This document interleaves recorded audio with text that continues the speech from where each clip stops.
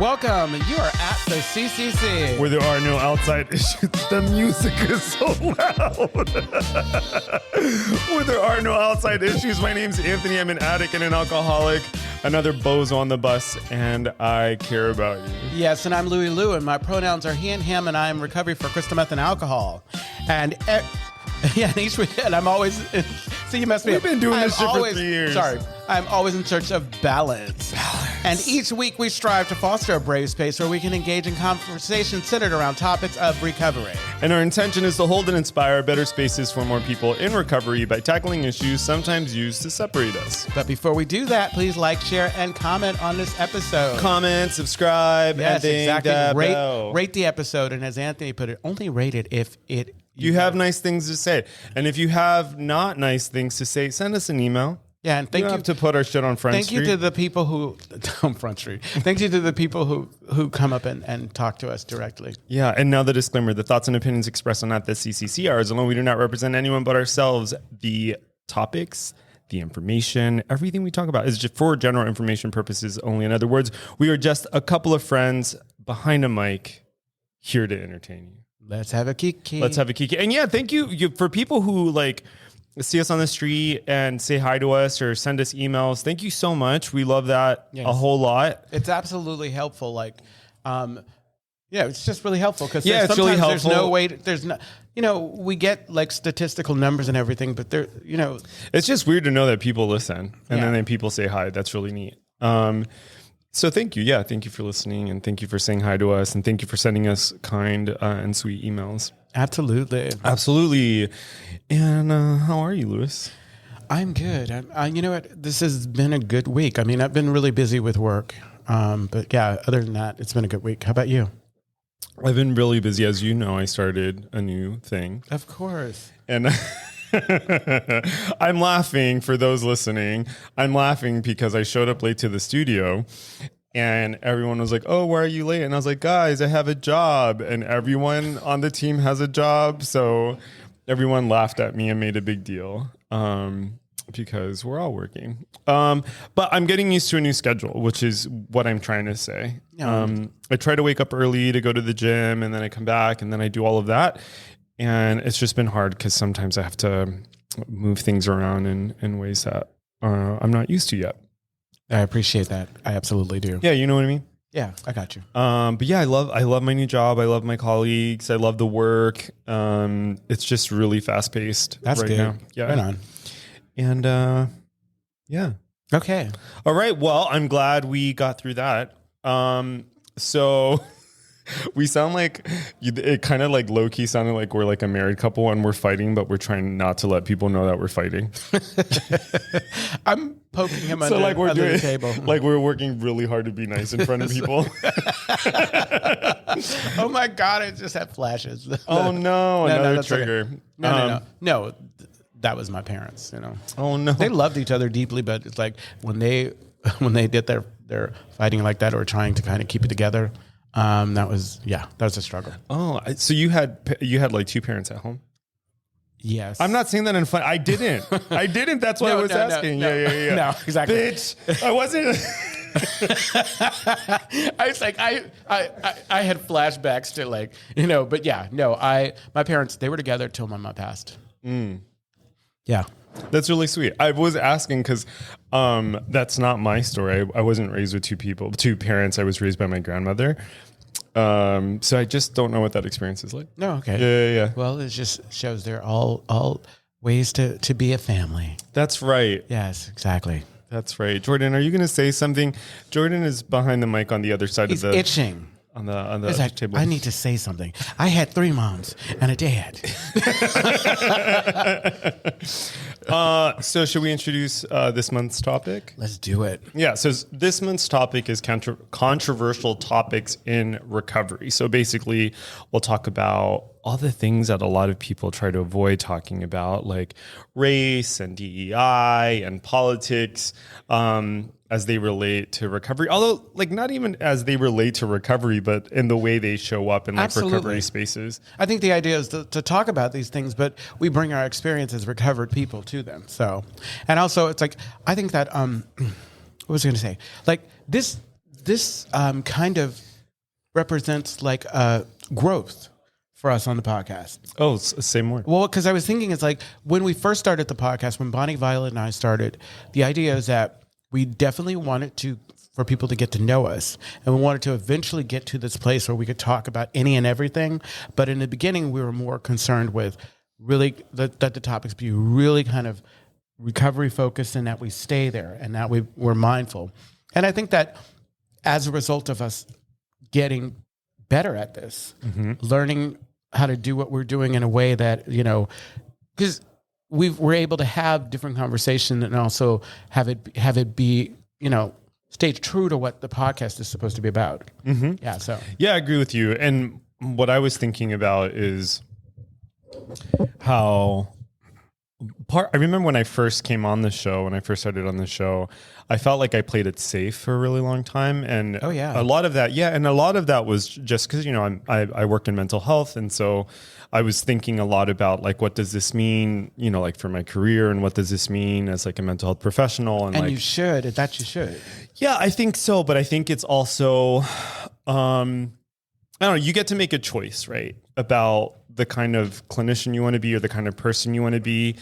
And I think that part of that for me is like, I think it's important for me to take a stance on certain things and to have an opinion. Absolutely. And that I don't necessarily sacrifice those things in order to This is interesting. Be a professional. This part of the conversation is interesting because I'm thinking about it as it relates to our current, the two candidates right now. Oh, sure. Because folks are criticizing Kamala Harris about not having interviews and blah, blah, blah, this or whatever. But we see what happens on the other side when you have somebody who is willing to talk to reporters every time and not think about what they're going to say.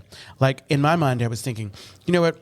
This is a person who is going to be representing a whole lot of people, a lot of different types, and to not be mindful, to be thoughtful, to just say what's off the cuff. That to me, like when they say what's presidential and what's not presidential, like that's not.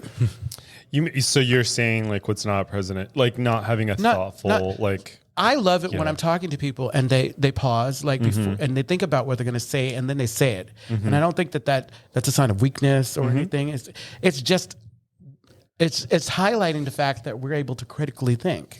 Yeah, I think I think what made, I don't even know if I could say like Trump was effective, but I think the one thing that was like refreshing for people, at least like you hear people who support him, they'll talk about how like, it was the first time they had like a politician or someone go up there who didn't sound like all the other politicians, right? So he was crisp and he was like off the cuff and he was, you know what I mean? Yeah, so Dave Chappelle called him an honest liar. Yeah.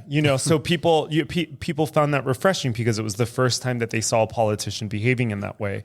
And so in a lot of ways, I feel like, he's changed political discourse in that like politics have to happen in a different way now. Yeah. But we're, to your point, is that we've gotten to the other side where it's like, no. We're tired of the things being chaotic. Like we need a grown up at the table. Absolutely. At this point, it was such a relief. Like after Biden won, and it would have been anybody, that we have a bit of normalcy, that we're not constantly hearing about what somebody did. Like if it's not tied to what you're supposed to be doing, I don't want to hear about it. Yeah. I'm personally, I'm just like tired of constantly hearing about him in the news. It's just like, oh my God. Like there's so many. It really is the way the news media is showing up. The news media it's not the news media of old and that, it's all sensational and everything. Like I look at the interview, like the interview with Kamala and Tim Walz, and she asked that question about how Kamala felt about Trump's comment about race, and I'm like, you've been waiting for me to do this interview, and this is the question you have. Right. I'm all, yeah, okay, this is probably why I'm not doing that interview, but it's all good. Yeah. Gosh, yeah, and we were talking before we started airing. We were talking about you mentioned that Kamala has been receiving some criticism around her accent constantly changing, quote unquote. And we were talking about code switching and how, she very likely has been this person who has had to do a lot of code switching. And that's really interesting because when Obama was in office, he was criticized for the same thing. Absolutely. And you can find like some footage of him where he's in like one, I think there was like, he was in Georgia and he was speaking to a group of African Americans, and he like his cadence was more like Baptist churchy. Absolutely. Right. And then there were other instances, but the code switching has been something that a lot of people of color have had to do, people from different class backgrounds. Like code switching it's a survival mechanism. Absolutely. And I feel like here is this strength that she has that she's had to develop over her lifespan, and it's being used against her, which to me is veiled racism. Oh, absolutely. Extremely. It's veiled. I think what's interesting is like they're playing this game of throw the spaghetti up against the wall and see what sticks, and nothing's sticking. Mm-hmm. And so they're picking on things that normally in a normal, healthy election, if there's any such thing as a healthy election cycle, it wouldn't matter. I mean, I found myself arguing with somebody on who says, I just made the comment, it's about code switching. They don't even want to acknowledge that code switching comes from a place of trauma, because folks had to be a certain way in order to be accepted, no matter how intelligent, how educated they were. Just like in this case now, we have a candidate who is a reality star who, for all intents and purposes, had used his privilege to get where he is. And then we have someone who struggled and is educated or whatever, but they are not treated the same way. Mm-hmm. And so it's like, and so hell yeah, she's got a code switch in order to yeah. Yeah. I mean, we're talking about a lot of stuff here. And I think and the way that ties into recovery spaces is that their politics have been very disruptive in certain certain sober communities. I mean, you and I both know of a person who's said very like transphobic and racist things on Facebook, and this is someone that we have to see in a meeting sometimes. Mm-hmm, exactly. Or folks that you like. I have had to stop being around, shut people out because like they'll get behind the keyboards, they'll get on and they'll say something. And rather than like we do here, like if I make a statement that is offensive or that is just wrong or whatever, if I'm not open to hearing that and maybe modifying or changing, and you have these individuals that'll get on and will double down. They'll double down. Like one particular, it's like someone who I was friend with. We were in a situation at the theater. I don't know if you were at the theater at that time. Which theater? What show was it? I'm trying to think of what movie we went. We were waiting for the movie to start. Okay. And there was a drunk woman in the audience, and there was a lot of kind of loudness or whatever. And I'm listening. One of the individuals there, he was there with his partner who was older, and he ended up going on to Facebook. Okay. And the way in which he complained about it wasn't like there was a disruption in or whatever. It was like, I had an interaction with a woman of color, and I had 5 others this week, and he went in and announced and talked about it in a way where it's like, he didn't let this be an isolated incident. He indicted, in my mind, the whole race. And this is not the first time that he's done this. Oh gosh, yeah. And so it's like, you really had to do that? It's like, this woman was drunk. Anyone could have been in this. This does not represent. And what it brought up is like, look, like I heard someone say, like, black people, we are the only one who are responsible, have to be responsible for a whole race. Well, I was just going to say that yeah. I think, it's on the East Coast, because I'm from the Northeast, right? So I remember growing up and I felt that, there's a big Puerto Rican population. And so I felt like I could not, let me fast forward to graduate school. Uh-huh. When I was when my first year of graduate school, I was in a class and the instructor was a black woman. And she pulled me aside at some point into her office because at some point I was on my phone, I was texting. But I was texting next to a white girl who was also texting, but I was the one who got called into her office. And I remember feeling like there are so many different things that are wrong with this situation. And one of the things that I walked away from that encounter was, and she made this clear to me, she said, Anthony, whether right or wrong, you're like one of two people of color in our class. And so we're always going to see you, you know? And so on one end, I felt like, oh, she was actually helping me. And on the other end, I felt like I was being singled out. Mm-hmm. Right. And so to this idea that like sometimes I have felt like I can't be an individual. Like sometimes I forget I'm like a person of color until I'm reminded that I'm a person. Oh, absolutely. Of color, you know? And I don't know where I was going with that except to say that like, yeah, there's like pressure, right? Like that I have to I have to represent every single person who I may or may not look like. Yeah. And to tie it to like recovery, like, so when I go into rooms, especially after there has, like around the time, you remember during the time with the George Floyd and everything, mm-hmm. like obviously like we do 12-step, but when I go and I need to share about something that is affecting me, something that is causing me grief, and if I bring something like that to a situation where people cannot understand or relate, like I have actively had to kind of like find sponsors that I knew would understand, because I had gotten to the point where I was so frustrated with the gaslighting or someone not validating because they didn't feel like it was their experience that I was just like, I'm no longer interested in explaining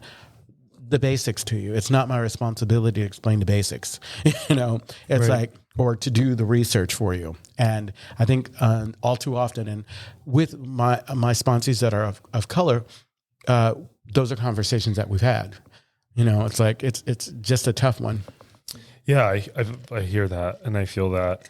I was also thinking about because were you the one who I was talking to about the similarities between like classes? So basically, I think it was you or someone else, where I remember reading this article not too long ago about how there are more similarities between people of color and white people in the lower rungs of like class than there are between like poor whites and rich whites. You may have been talking to me about that, but I think my head exploded. Yeah. I'm kidding. Well, because the takeaway of this article was that if poor folks like look toward each other and realize that they actually had all this stuff in common, and that, you know, political agents have used these differences like race to kind of pin them against each other, right? Because as long as they're fighting each other, they can't actually see what's happening.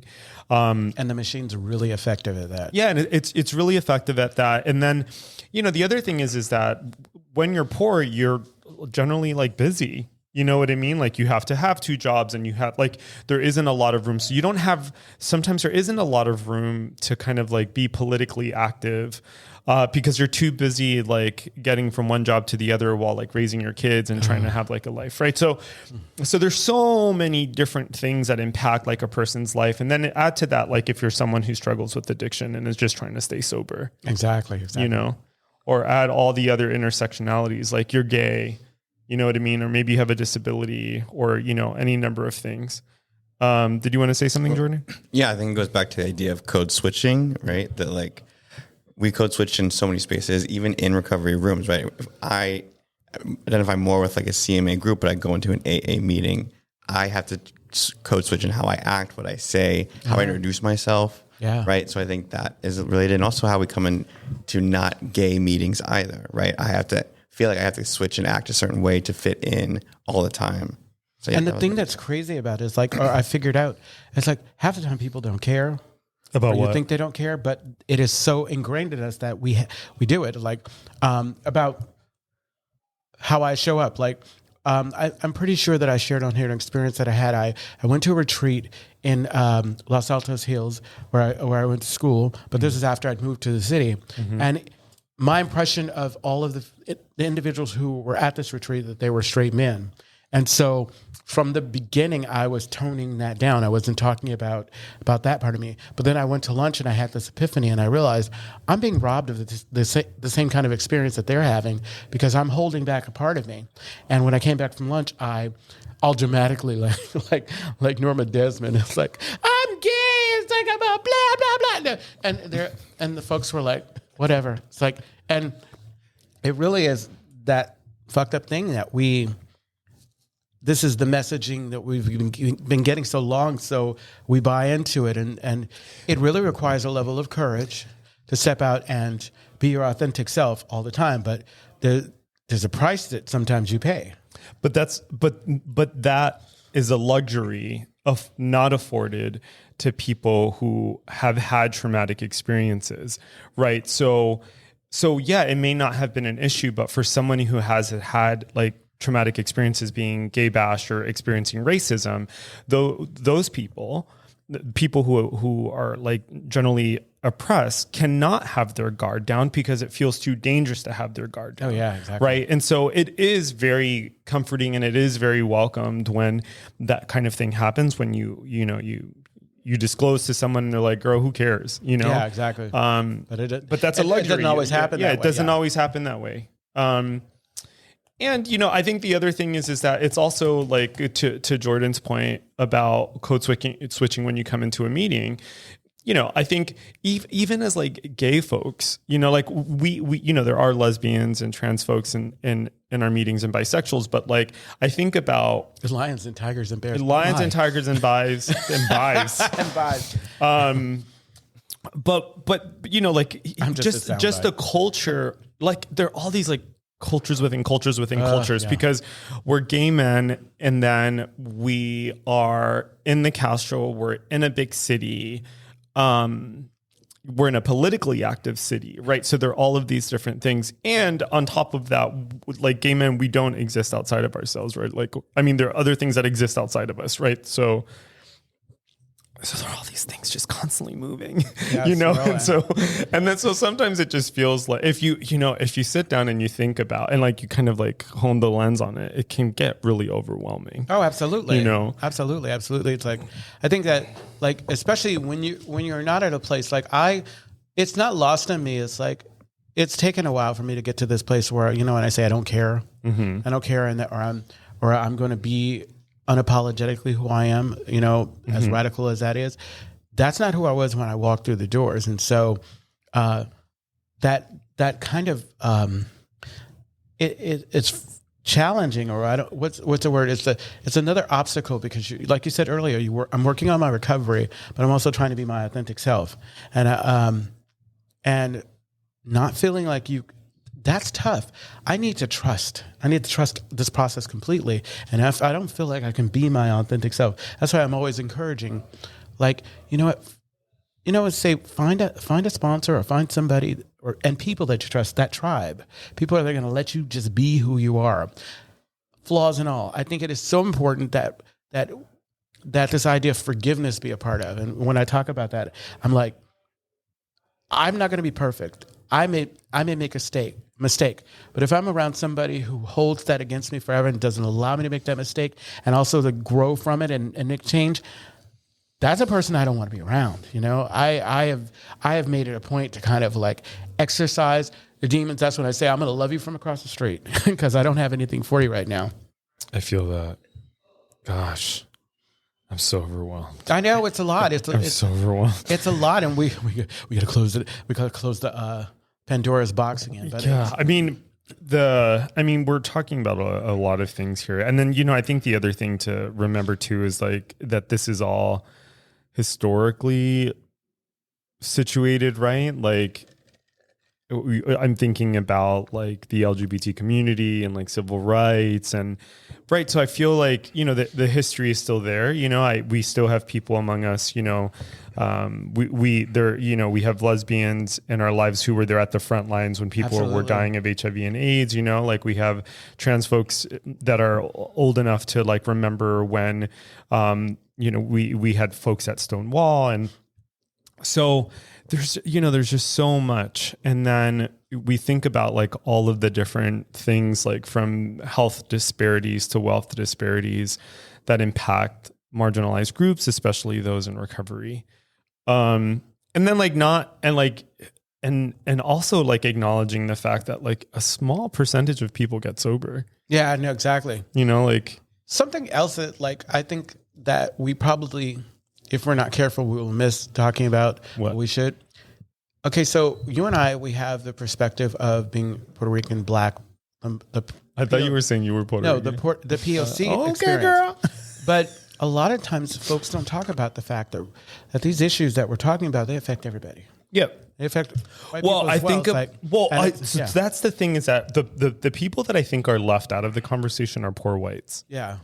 Right? Like that's a population that a lot of people don't talk about. And I think that's because, again, political agents have, I mean, that's part of and that's why Trump did so well. Yeah, that's part of he's like, I'm going to shine a light on you. I'm going to let you know. And the thing is that like, I grew up with, like, I have more in common with like the white folks who were in my project that I was raised with in the projects than I do like, people of color who came from money or have money. You probably don't watch Netflix, but have you seen any of the stuff going around about the movie Deliverance? Glenn Close plays a character who no, and Families of Color.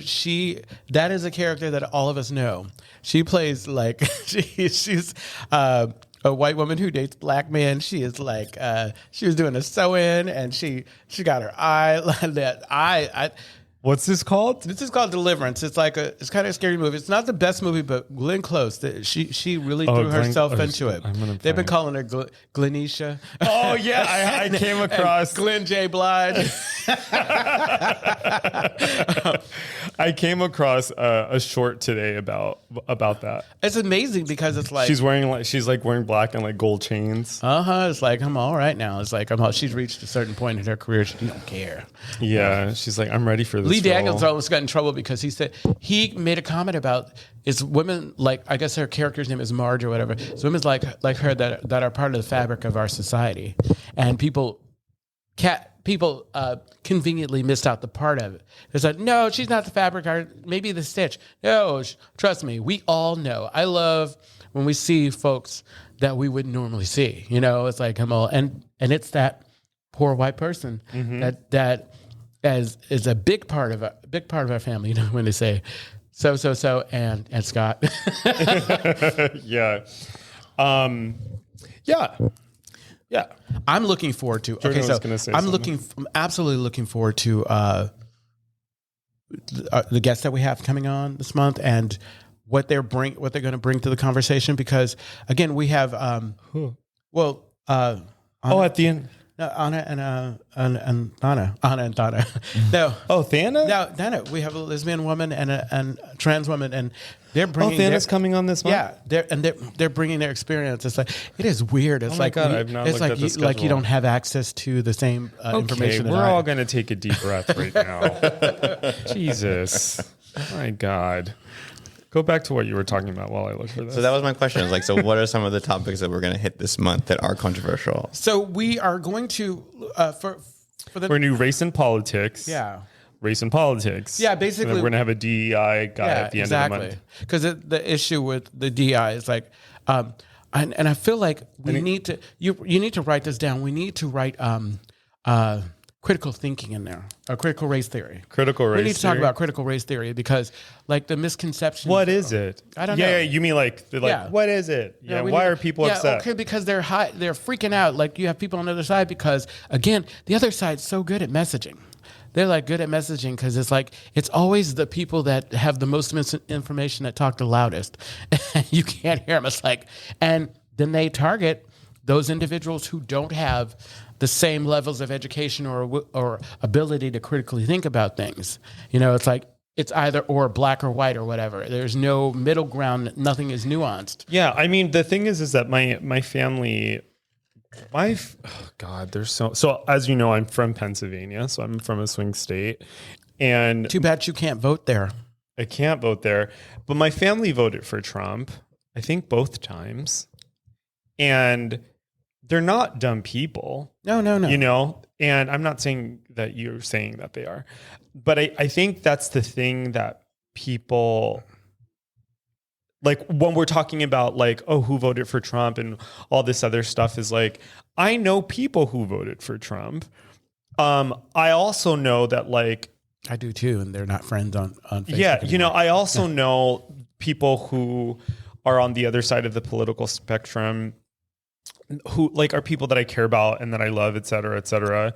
And, you know, and sometimes I think, well, if I was raised the way you were in the environment that you were raised, I would probably really be conservative too. Have you ever thought, okay, so sometimes those individuals are so committed to what they believe that I start scratching my head and said, am I the one that's wrong? Right. I mean, that's the thing is that you know, if we pull the lens out and in the grander scheme of things, you know, like what is right and what is wrong is relative and it's culturally situated, right? It's right. And so, you know, like you pick a side. And of course I would say like murder is wrong, racism is wrong, homophobia is wrong, but you're going to have someone in some other country. Well, like there are entire countries that are like, actually, no, fuck all of those things. Yeah, exactly. Yeah. No. Yeah. I'm taking a moment. Okay, but why? I guess my question is, why is politics, why is race controversial in general? Well, I think it's because it's insanely personal, right? That kind of go-to phrase is that the political is personal, the personal is political. Yeah, because it's gotten to a point where it's like... Well, because lives are on the line, right? Yeah, exactly. Or, you know, folks are really passionate about what they feel, and it's no longer like, oh, you think differently, so that's fine. Like, I don't know. It's like it's so polarizing now. It's like because it's no longer. I think it's just the way the folks who were there have handled it. Like I was going to mention, you know what I absolutely hate. You know, okay, so Donald Trump changed the language and how whatever, but I hate when he sits down with a reporter or anybody doesn't say that was a rude question, that was disgusting, that was like. There's no decorum, you know? It's just like you go from protocol or whatever, and then to just whatever, no rules. You take all of the, like they like to do, you take all of the safeties off and they come guns a-blazing. Mm-hmm. And that's kind of how things have been with politics. Like I don't agree with you, but since I don't agree with you, you're fat or you're stupid or whatever. Or, I think, honestly, you know what it is? It's social media. It's that we all have access at our fingertips. We get to be a part of this because it was different, I think, before that, you know, you had to get your information from wherever source, and maybe we held the fire or there was a certain understanding about how journalists would do things because there was only so many options. But now you got all these other little ways and you don't actually have to...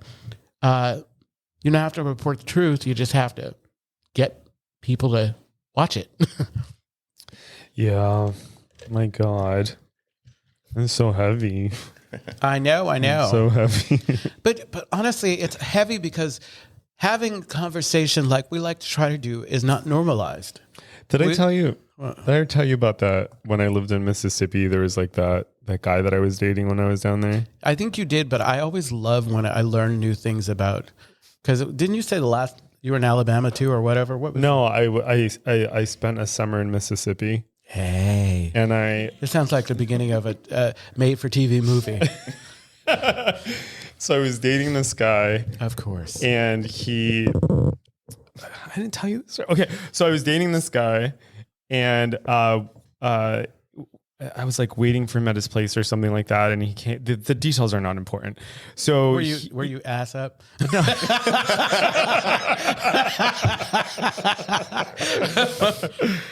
Oh my God.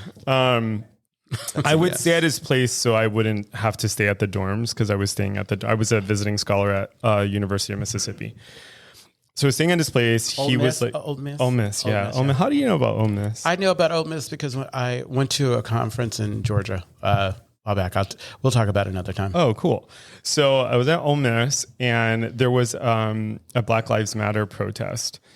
And he showed up to his place, and he was upset. And I was like, I almost said his name. I was like, why are you upset? And he goes, well, there was a Black Lives Matter. He was white. I don't know if you got that from. Yeah, no, you told. Yeah, I think. Okay, yeah. So he goes, there was a Black Lives Matter protest. So I walked up to them and I took their bullhorn and I said, all lives matter. And I was like, and I didn't know that he had these kind of feelings or thoughts.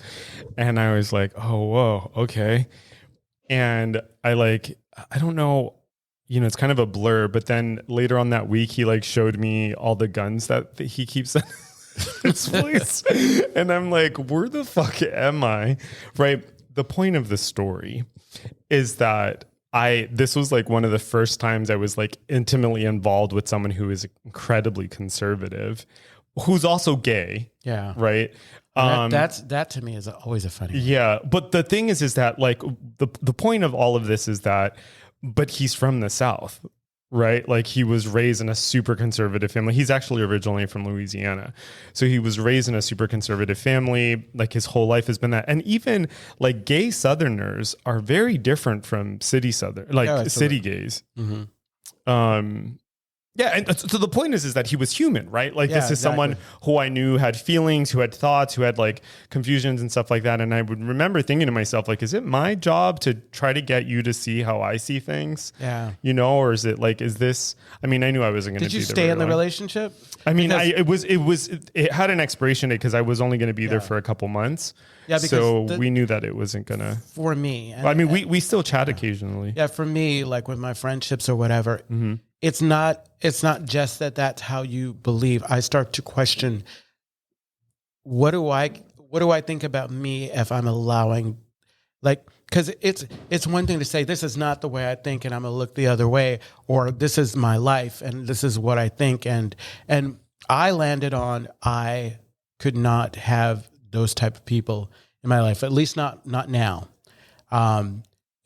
It's modified, it's changed. But I remember right after Trump was elected, I began the Great Purge, the Great Purge of the 2000s or whatever, and it's changed. But it's something that a lot of people don't have to think about. I have friends who are I agree with him, this, and that. Kind of like with certain Republicans, I agree with him, but I don't agree on those things. But I'm still going to vote for him because, and you have that privilege or that convenience. But it's I'm all, no, you know what? I am not interested in compromising myself,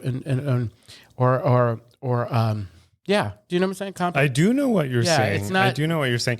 But I think that's the part, Jordan asked earlier, what makes it controversial. Well, I think part of what makes it controversial is that literally relationships are built and destroyed over politics sometimes, right? There are people who no longer speak to their family, because of political beliefs. And I think, to highlight what I was saying in response to that earlier, which is that lives are on the line, right? Exactly. There are material consequences to certain and Anthony political is just beliefs. Making exceptions for Dick. No, okay.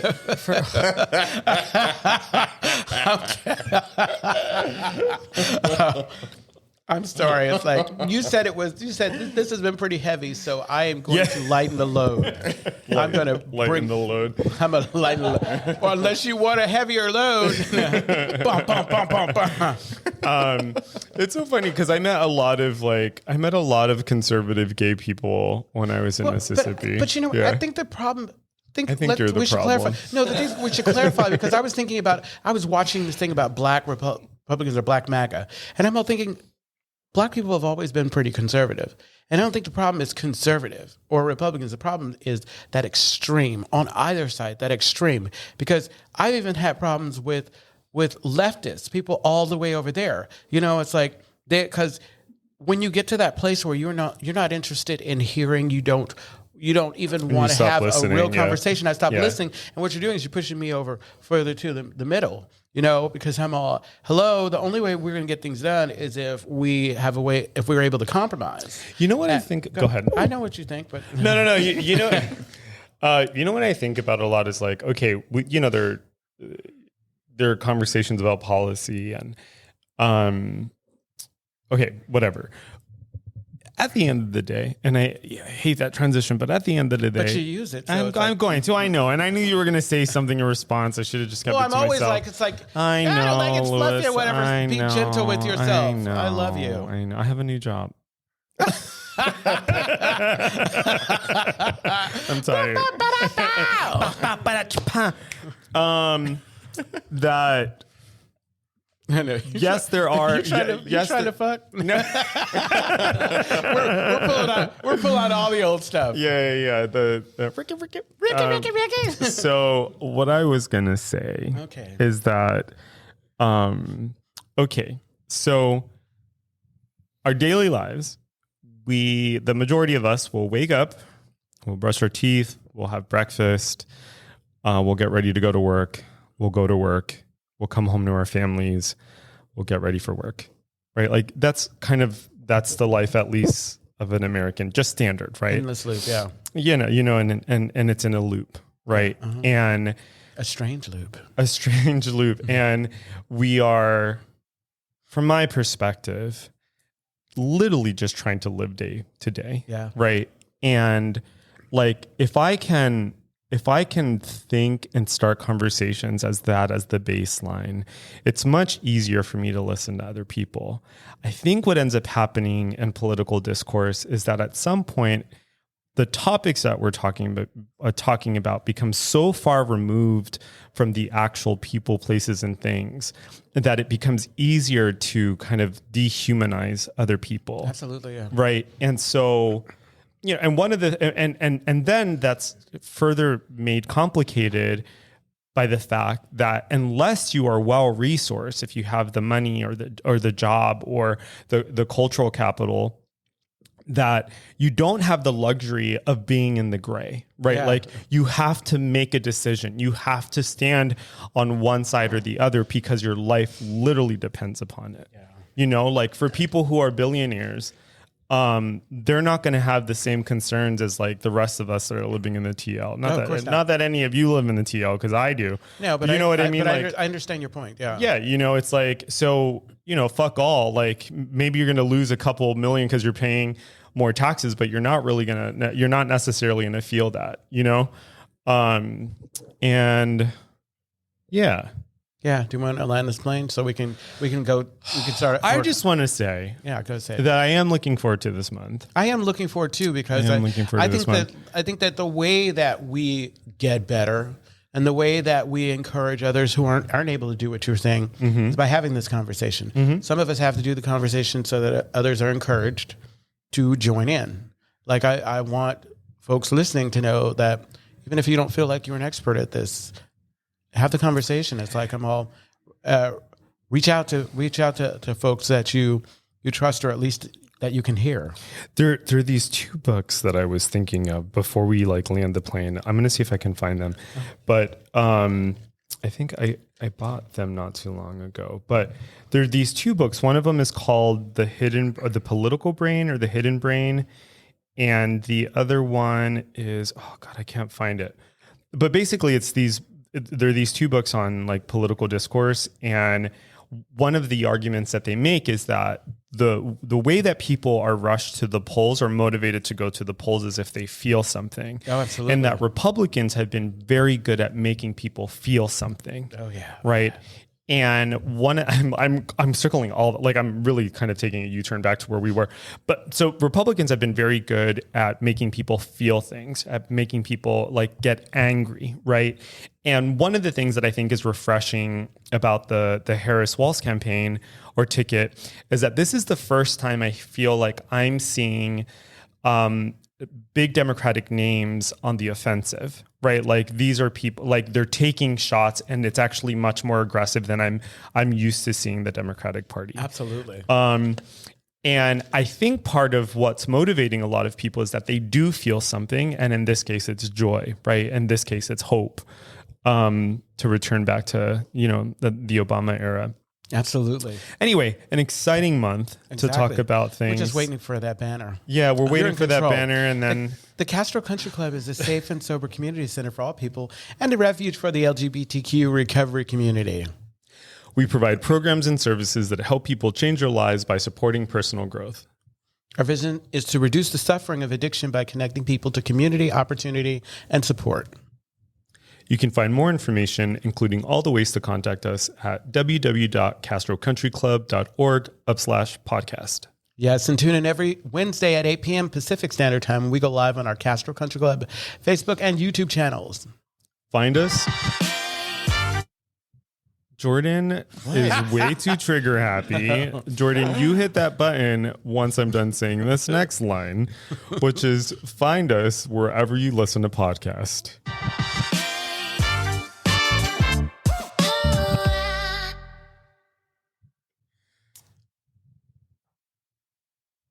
I hate you. Jordan was like, get off the air, get off the air, get off the air. So, another conversation. Okay, so I have friends who like are passionate. Dana is one of them. I saw her wearing a shirt because I want to have a conversation or a better understanding of the whole Palestine Israel thing or whatever. But I also am very cautious about wading into a conversation because. Well, we're only on air for 45 minutes. No, but it's polarizing. It's really polarizing. Like, you say the wrong thing, and this is where it comes to forgiveness. It's like, I need to be able to, like, I want to have a conversation with somebody, ask a question, like, and not have it be like, you're anti-Semitic, or you this or that, or whatever. It's like, and knowing that, and it kind of goes back to the code switching. It's like thinking about how in the past that may have happened. It prevents me from having the conversation. Right. So, which goes back to your point, I think, of decorum. Yeah. Right. That, like, in order to have these kind of conversations, there needs to be an understanding on both sides on how to have a conversation. Exactly. Right. And how not to get defensive or feel defensive, or if you do feel defensive, to name it. And what do you do when you name it? Absolutely. And there's a lot of people say they're ready for the conversation, but they're not really ready for the conversation. That part. It requires first off, I'm bringing to you, we don't have to agree, but we do have to validate that I'm allowed to have my points and you're allowed to have your points. Right. Yeah. I mean, you're reminding me of, do you know, I realized I was listening to old episodes and I say, you remind me a lot. That's okay, because it's like, you do remind me. But again, in grad school, there was a girl in my cohort who was from Palestine, and there were also people in my cohort that were from Israel, and those Israelis were not very kind to her. And I remember that was the first time. So this was over, 5 years ago. That was the first time I came face to face to actually seeing the conflict in real time. Seeing like, oh shit, like this is a long standing conflict and it's existing in front of me, where for such a long time it was so removed from me because, I'm in the Northeast and I was in Pennsylvania and there wasn't a Jewish community there. Not that I was aware of. Maybe a very small Jewish community, but, yeah, it's so the point is, it's like, it's complicated, divisive, and it is, and it's hard because you have individuals who are so determined to not participate in what's going on now, like by voting for a third party candidate or whatever. Mm-hmm. And maybe that's not fair for me to say they're participating, but they're participating in a way I don't appreciate. No, but what I had a friend who actually it was someone who was on this podcast a while back. We were not really having conversation, commenting on someone else's thing, and the vitriol kind of that he had for even, the Democrats and Republicans or whatever. It was someone we had on? Yeah, a while back. I mean, he's a wonderful person, not somebody that... Yeah, sure. I'm not asking you to spill tea. No, it's one of those situations, unlike what I said earlier, it's one of those situations where we don't agree, but I don't feel like I'm compromising myself by still loving him and having him in my life. Yeah. But it's one of those things where it's like, it was pretty clear because right now he's not in the country doing work over there. And I'm thinking, the irony of you challenging me or challenging anyone for thinking about what affects them directly. And you have the privilege to be over there. Not everybody has the privilege to do that. Yeah. Like you said, poor people are working all the time. I'm too busy to do this. It's like, so I've got to think about what's in front of me, what's there. He wanted to have a conversation, and it almost sounded like what a lot of MAGA people do sometimes. It's like, so you're voting for this person? Tell me why. I'm not going to tell you why. What has she done? Google it. If you're not performing right now, Google it, and I bet you all the stuff will pop up. Yeah. You know, this is a few months ago. I was talking to a friend of mine. He's a white guy, and he was talking about how he along with these other people where he works, and he, you know, he's in a gold collar job, and a gold collar job. Yeah, where like not blue collar, not white collar, he's but like gold collar. A CEO or something. No, I think I forget what collar is that, but gold collar is when you're like paid to think. A gold collar job. I love that. Yeah. So, I'm not going to give what he does because people would figure out who it is. He's a thinker, huh? But basically he was talking about how he, along with some of his colleagues, are on a listserv at work, and that people were being very vocal about the conflict in the Middle East.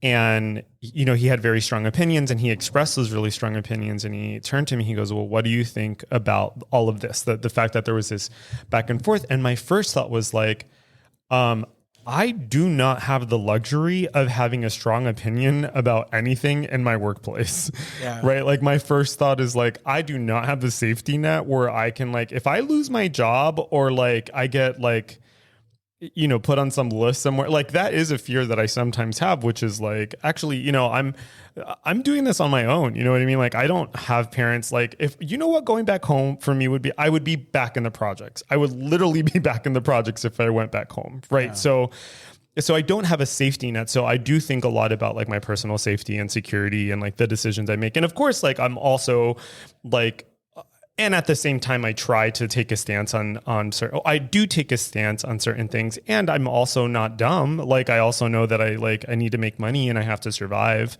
right? And I think that's privilege. That's like a next level of privilege, is to say and do shit without the fear of consequence. Oh yeah. And that's one of the things, and I feel like that was one of the most exhausting things for me around like the existence of Trump, is exactly that, is this idea that like, as long as you have a lot of fucking money and a lot of connections, you are immune to consequences, you know? And of course, you know, we see all these consequences that he's experiencing now, but like really this man is still running a campaign. I know. It's like, well, with me, it's like, I've been very addict. And he's in his 80s. He'll die before anything. Exactly. I've been very addict in my thinking about him. It's like, I don't believe it's going to happen until it happens. Like, cause he's got all this stuff hanging over him, and anybody else would have been under the jail by now. And he is like, and I feel like, and I just have to keep it real. I feel like even if she wins, I could see them, for the greater good of the country, pardoning him. That's how it works. I absolutely see that happening. And I'm like thinking, no consequences. It's like that thing that said, party. Was it Alyssa? It was the Alyssa thing. No sleep, party. No, Lady Gaga. Lady Gaga. She's like, nightclub, hotel, go. Yeah. And that's, when it comes to that kind of stuff, and that's the stuff that makes me really exhausted. I think it's the stuff that makes me really exhausted. It's going to need like a lobotomy because like I don't understand when you are presented with the facts. Just like folks don't get it now. It's like what they're experiencing now has everything to do with what he did those years, and they're blaming it on. And they're saying this person. I'm all, you know what? Tell me you don't understand civics and how things work. Like they're complaining about like what Vice President Harris hasn't done. Tell me you don't understand this. You know, it's like whatever. It's like I'm all. It's like you really don't want to participate. You're just a bot. I have to learn how not to wade into conversation. But I'll tell you what. My TikTok has gotten some. I found my content because I will post and get all of these likes and connections and whatever. And I'm all, is this all it took? Is for you to be boisterous? Well, it was going to take more, because normally, if I was a white twink, I would have 700,000 followers. Girl, right don't now. Do it. Don't do it. I'm keeping it real because I've watched some of the content. Like you get a skinny little white boy gets on there and shakes his non-existent butt, and all of a sudden he's got 1 million followers. Well, it's kind of, I've been hearing a lot of things about the Hakto girl and how she's like, she's on tour and people are like, she was like, wasn't she in Korea and they were talking to her about like Bitcoin or like, what are you going to do, man? Or like, I see these memes about like, I'm on my way to, frustrated on my way to work thinking about the millions that Hakto girl made, or like on my way to my college class, blah, blah, blah. You know what I mean? Yeah. Sometimes it feels unfair. What are you going to say, Jordan? Well, I'm not hating on it. No. It is what it is, right? I think my thing to have conversations about controversial topics or like bring this, you have to have the same definitions of terms. Oh, absolutely. It's almost like you need somebody there explain. Yeah. You need a dictionary in the thesaurus as well, so you can agree on what terms actually mean, so that you can have a productive conversation. Yeah. So you're just yelling about what you think, I don't know, the word heart means, right? Ooh, and that's interesting. The worst is you've got to be like it's interesting because I know you've seen situations where people are having heated conversation and they're basically talking about the same fucking thing. Like, you guys are on the same side. Get over it. Yeah. Well, that's, for better or for worse, I think that's what makes Ben Shapiro a really good debater. And Candace Owen, what makes, like, you may not like them. I don't like, she's a grifter. She is a damn grifter. I studied rhetoric in undergrad, so I can appreciate like their ability to debate. And one of the things that Ben is really good at, one of the things that Ben and Candace are really good at is they're very good at defining the terms of an argument while they're in the argument. And so that's what gives them such strong control over a back and forth with just about anyone. That is not what I see in Candace. I think that Candace is like those people that I figure if I talk louder and I press on the point, that it will make you believe that I'm intelligent. And I don't think that she is intelligent. I think that she's disgusting. Oh, she is absolutely disgusting. I'm very passionate about this. Yeah, because, it's like I've seen her, like, the only time things matter to you is when they matter to you specifically. And I think that maybe that's my privilege, that I don't have to. I get to kind of see myself as an agent of change and understand that some of the things that I focus in on, I'm in it for the long haul. I don't need to see it for me. I would like to see it for me, but I don't need to be here to reap the benefits of it. God, I'm sorry. Yeah, I understand. And all I'm speaking to is you're like, wonderful because you can parcel out the shit that they are and look at the good qualities. I don't know if they're good qualities. They have these like public speaking strengths. Yeah. Some people just are able to, like I said, if you listen closely, arguments eventually fall apart. Absolutely.